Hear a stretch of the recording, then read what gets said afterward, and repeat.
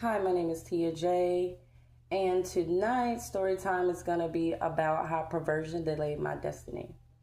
Now, this is just a quick disclaimer. I'm not a medical provider, I am not a clinical psychologist. I am just someone who shared my stories based on my lived experience to help others heal. I'm a mental health coach, wellness, and advocate, as well as a health wellness coach and advocate. I have been abused from the time I was 5 until I was about 15. I'm a SA survivor, abuse advocate. I am also a divorcee. I got married when I was 18 years old. That was in 2007. I've been divorced now for about 2.5 years. And so if you do the math, I was married for about 16 years. Also, domestic abuse survivor. I've been through a lot. That's how I'm able to relate and to identify a lot of issues in other people to help them become self-aware and lead them and guide them to the resources that they need. And so I'm just going to hop right into it. I think I gave you enough insight as to who I am. Also, I've been a singer since I was about 2 years old. I have a degree in music. Have been in travel nursing for about 4.5 years. At the core of who I am, I'm an entrepreneur. Prior to going into nursing, I own a construction company. And so with that being said, I've traveled a few cities, running away from trauma, being diagnosed with PTSD from all the trauma that I've been through. I've always wanted to run away from my hometown. I purchased a house in 2019, still under contract, and, never wanted the house, and I used it as rental property. And thank God that I've always had this house. Had this house about 6 years. So anytime I would travel, I would rent other apartments or just do long-term stays. So I decided to travel to Asheville at this time. It was a new city for me and my children. My children, they were doing online academy. And they were just tired of traveling. And my daughter was like, Mom, listen, can we just find an apartment? I'm like, girl, yeah, okay. So I prayed about it. And I applied for the first apartment. Something just kept drawing me to this apartment. I'm like, okay, I'm going to apply.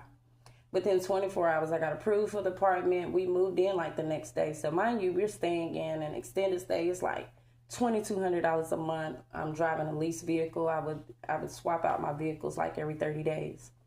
So boom, we get into the apartment and it's February the 14th. So I'm like, okay, this is my Valentine's gift to myself. Mind you, prior to that, I was talking to people, going on dates here and there and just seeing a lot of signs in people. And I'm just like, Lord, I keep attracting the same type of people, the same spirit in men for some reason. And although I were never really drawn to men or attracted to men, although I had been married for 16 years, I've always been attracted to women, like even when I was in high school, like even as a kid, and I think that was a result of being molested. And it just turned me totally against men. At one time, I did not like men at all. I hated men. And I saw them as a tool to be used. I didn't see them as regular people. I just saw them as a vehicle for me to get wherever I needed to be. And I want you guys to keep that thought in mind, that when I was a kid, this is the way I would treat men, So like I said, I get into this house, and forgive me for smacking. I'm not really a good speaker. I'm not a good orator. In fact, I think I made like a C in public speaking because I had bad social anxiety. So I just want to put that out there. If I sneeze, if I yawn, if I say 1,000 times, just know that I'm not a good speaker. But God is using me anyway. You know what I mean? So I'm buying all new furniture. Like, I'm really having my way. I'm really doing what I want to do. And mind you, everywhere that I have ever been, every city that I've been in, someone notices the gift that is in me, the gift of singing. And so wherever I went, I'm just using, my gift of music and leading choirs, directing choirs, uniting choirs, training choirs, whatever. So this is something that I really love to do as well. So in the midst of me just building up my house and, really having my way, I'm working a lot of hours. So I'm not really able to be home with my children, being attentive to them, making sure they're getting their work done. Half the time they weren't even present in online academy. And so I'm just trying to figure out everything as a mom, a single mom in a new city, don't really have any support. And let me just make it clear that I've never had the support of my family when it comes to my children. It's always just been me and their father. And I think that that's what kept me in cycles of being independent on him, because let's just be honest, he was my husband. And so that kept me in a cycle of abuse, not having that village, not having family members that were willing to, be a village to my children. And so I'm just putting it out there because all of these things are going to make sense later as I continue to tell my story. A lot of times narcissists or, people that operate in the spirit of Jezebel or control, they take notes on you. They know, if you have family. They know if you have family support. They like it when you're vulnerable. They like it when you come like a damsel in distress. And let's just be clear and honest. I've never been a damsel in distress. I've always been a person that's just ambitious.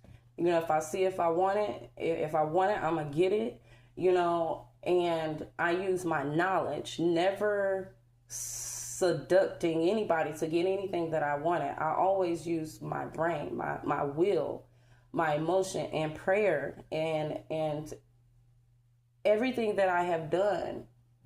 When I have done it with my whole heart and being cutting off distractions, I was successful. I was successful in my construction business. I was successful with directing choirs. I was successful at travel nursing because, I have empathy and passion and compassion for people that are in need and that are that are looking to be loved and looking to be nurtured. And that's just something that God has given me. He's given me a compassion and a love for other people and generosity and, all those things. And so I became very highly sought out, within the facilities as a 1099 contractor. They always wanted me on their team wherever I went. They always wanted to keep me around just because, they can tell. And so with that being said, I found myself working sometimes 16, 20 hours a day, just chasing the money, and that became an idol for me, looking back. And after 4 months of being in this apartment, and mind you, I stayed uptown, very luxurious, across the street, we had a tennis court. Down the street, there was a herb shop. You can go in this shop and get all things health and wellness. Every herb you can think of, they have it in stock.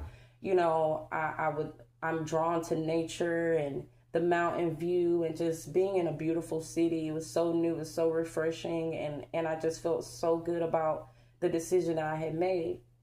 And at that point, I thought I was in the right place. I'm like, I feel like this is where the Lord is leading me to. I can do all the community work here. I can volunteer. It was just everything that I wanted in a city. They had everything to offer me. Even the school that I applied to continue my education in nursing. As soon as I applied, I got accepted into the program. And after a year, I would become licensed. And just everything was going great for me.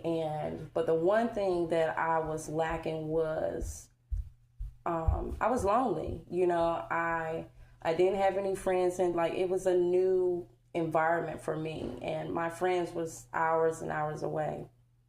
And just being a single mom and just working all these hours, and I still felt a void. I'm like, this isn't enough for me, and it's crazy how you can have everything and it still not be enough. And that's greed, that's lust, that's perversion, because you're always seeking something more and you're never satisfied.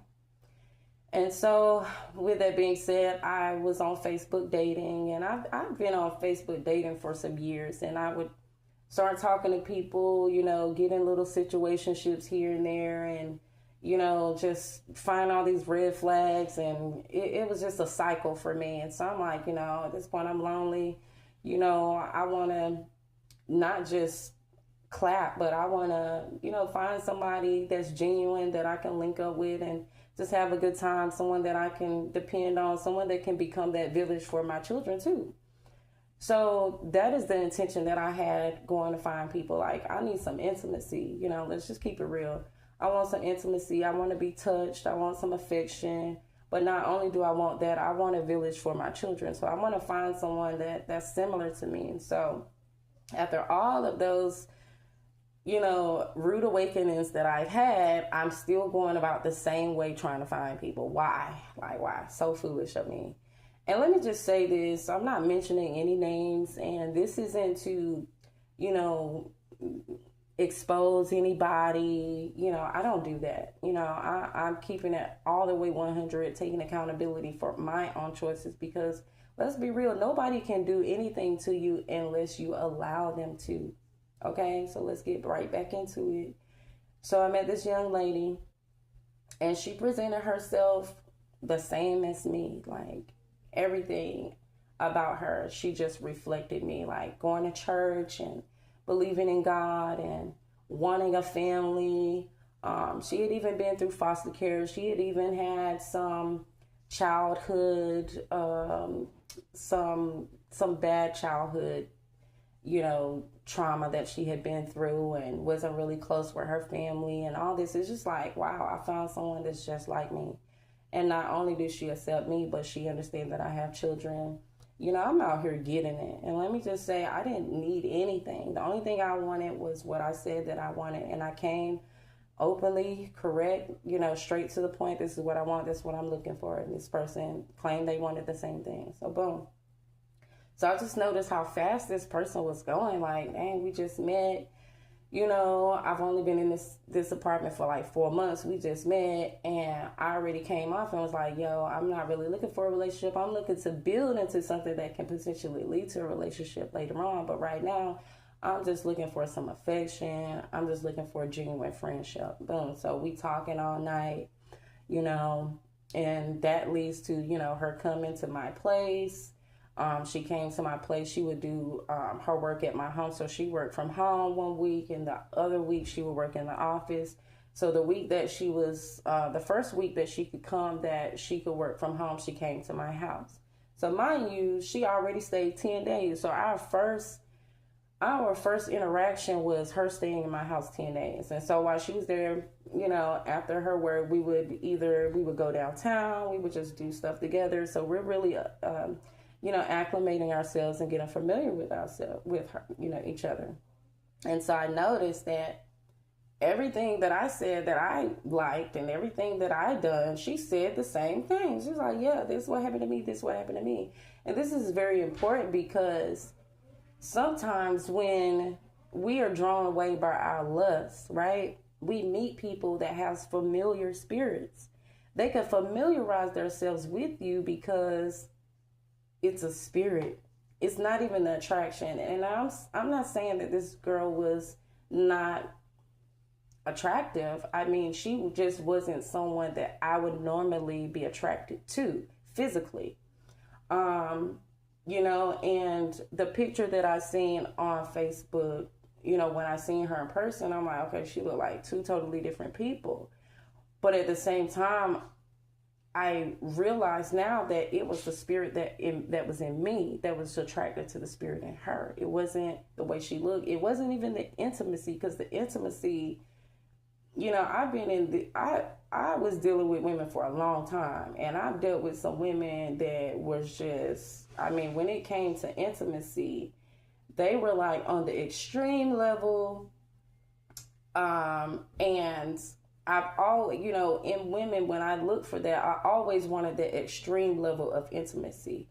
So when I dealt with her intimately, it was nothing there. It was no chemistry. I mean, it was whack. Like, but saying all that to say, it was something still in me that was drawn to her, right?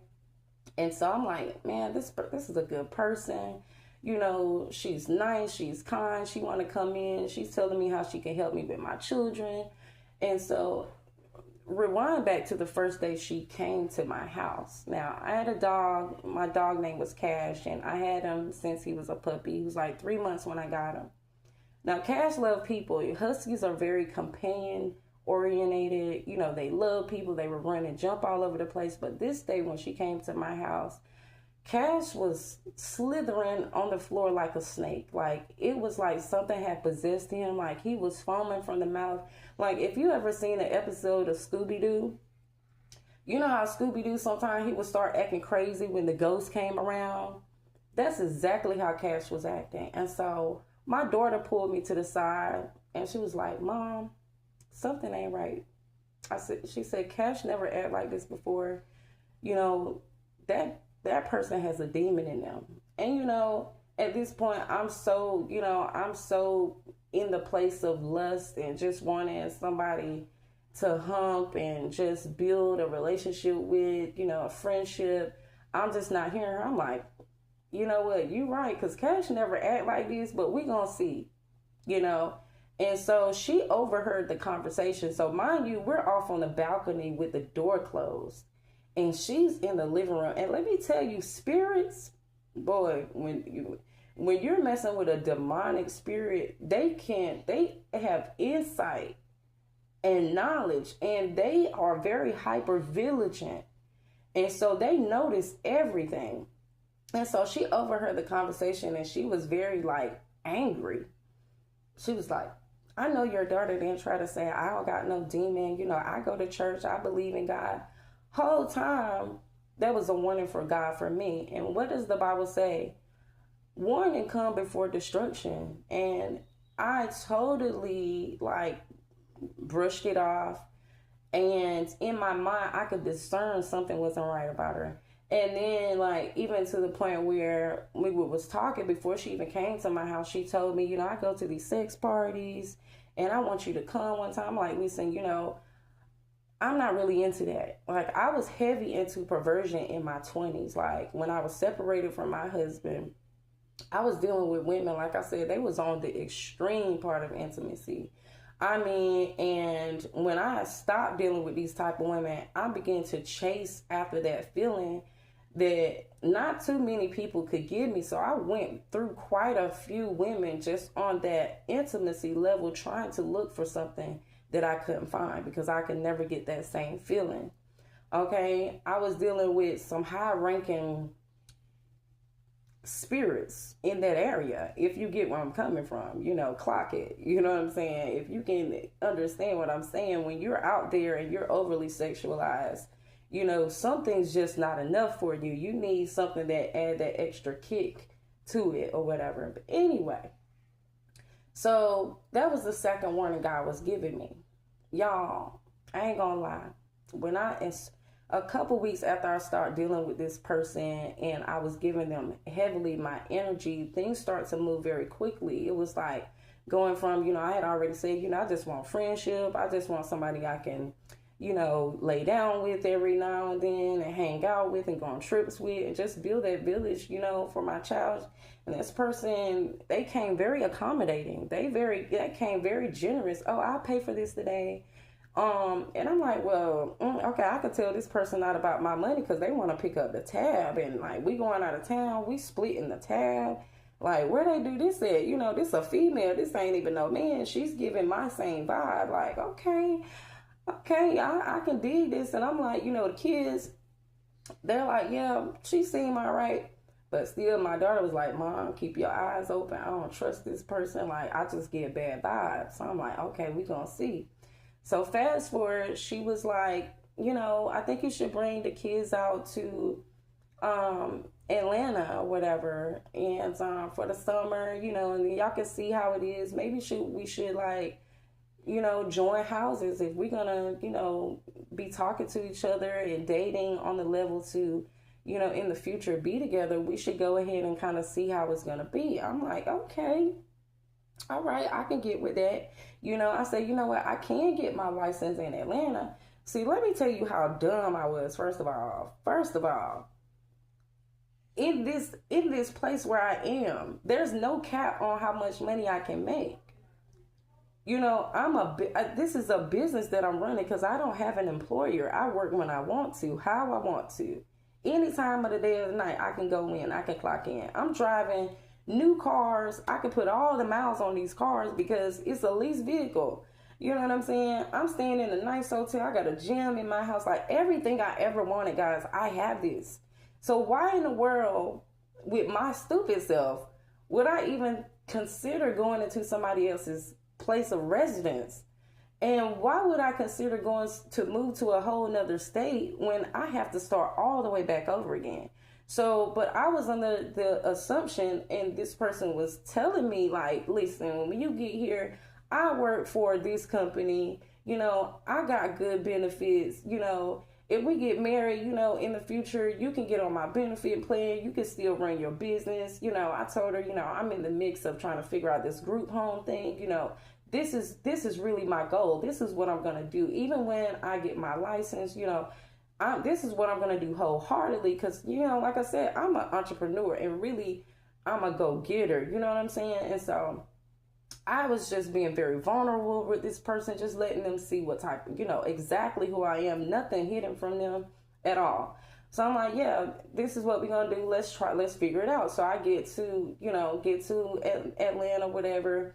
I'm there. Things seem kind of cool. My dog is even getting acclimated. So now it comes from getting the kids clothes. So, you might as well start moving your stuff in, you can go ahead and start moving your stuff. I feel like, because I was thinking, I'm a hustler, guys. And I'm going to tell you how money has became my idol so much to the point where I'm always on the grind. Like, I'm always trying to figure out how ways to get money without consulting God first. And I'm going to tell you guys, we don't want to get into a place that we're chasing things and we're not even talking to God about it. You know what I'm saying? Because if we pray to God about our decisions, he's going to let us know if it's the right decision to make, if it's the wrong decision. He's going to let us know the dangers ahead. And that's what I didn't do. So like I said, although I'm saying all of this, I don't blame anybody but myself. I'm the one in the wrong. Because first of all, I committed a sin against my own flesh and against God. God helped me to get to the point where I was. And instead of chasing after him, I was chasing after everything else. You feel me? So saying all that to say, after the first month I got there, guys, I was tormented so bad. Like to the point where I was like, Lord Jesus, I have lost my mind. What is wrong with me? Why would I put myself in this situation? It got to the point where I had to walk on eggshells. It got to the point where I couldn't be on phone calls. Now, instead of me driving 5 minutes up the street to go to work, I'm driving 4.5 hours to go to Asheville to work. I'm like, Jesus, I have made the worst mistake of my life. What is wrong with me? I need to figure out how to get out of this situation without causing more harm to myself or my children. I done uprooted them. Like, I've been traveling all around. I done had my kids from XYZ. Now I got them in another place. Like, Jesus, really helped me. Like, I'm just seeing the consequences of my own actions in real time and just so angry with myself. And it's like every day I get up, I have no peace. I have to go for a walk. This person like, why you walking? Why you going outside talking on the phone? Because I'm talking on the phone to anybody I can get on the phone with that got godly counsel to lead me to what my next decision is. Because at this time, I have really messed up. Y'all, we live up 3 flights of stairs. So if I go downstairs, I'm on the phone. Why is this person listening into my conversation? And how do you even got that type of antennas to even hear what I'm saying? Like, this person was a witch. No lie. And when people are a vehicle used for the enemy, they have powers. And this person's powers was, they could hear you from a mile away. No lie, no capping, no nothing. So at this time, I'm in Asheville, whatever. And mind you, like I said, I'm talking to the nurses. I'm talking to the staff. Like, boom, I got this 2-bedroom apartment. listen here, like, yo, I can rent out these rooms. I'm just trying to break even because I realize I made a mistake. Okay, I don't want to break my lease. I don't just want to leave, but I done put most of my furniture in this person's house before I even sit down to even think about it. And so that's a red flag when somebody is rushing you. If somebody is rushing you to a relationship, into a marriage, into moving into their home, that should be a red flag. Because this person operating in a spirit of control, they only trying to get you in trap doors so that they can use you as a vehicle to do their will, right? After a month of getting in this place, they're no longer working. Oh, all of a sudden you're injured to the point you can't work. So now I done went from a single mom in Asheville to having the world in my fingertips to now I'm in Atlanta, which is like 5 hours away. And I'm doing the exact, I have put myself in complete reverse. My destiny is now being delayed.